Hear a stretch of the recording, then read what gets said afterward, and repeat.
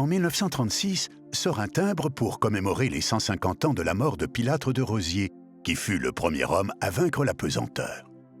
Louis XVI et l'Académie des sciences ont vendu une expérience menée en Ardèche le 4 juin 1783 par les frères Montgolfier. Ils demandent alors son renouvellement à Versailles. 3 mois plus tard, un mouton, un coq et un canard s'élèvent à 500 mètres pendant 8 minutes et se posent indemnes 3 kilomètres plus loin. Un physicien de 27 ans, passionné d'aérostation, se porte volontaire pour le premier vol humain. Il se nomme Pilâtre de Rozier. Le 21 novembre 1783, au château de la Muette à Paris, devant Louis XVI et un public nombreux, Pilâtre de Rozier, accompagné du marquis d'Arlande, effectue cette première ascension dans un ballon à air chaud.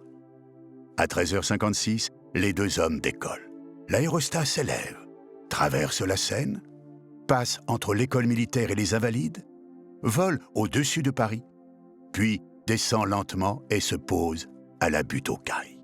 Les 2 hommes auront parcouru près de 9 km en 25 minutes. En descendant du ballon, Pilâtre s'exclame « Nous avons réussi à voler. L'homme peut voler au-dessus des toits. L'air est respirable. Nous sommes les premiers à avoir accompli le rêve d'Icare. Voler, voler comme des oiseaux. Avez-vous conscience de l'événement que nous venons de vivre ?» Mais hélas, c'est lors d'une tentative de traversée de la Manche que Pilâtre de Rozier meurt dans l'incendie de son ballon. Jean-François Pilâtre de Rozier a le destin extraordinaire et tragique d'être à la fois le premier homme à découvrir le monde vu d'en haut, mais également le premier homme à périr dans un accident aérien.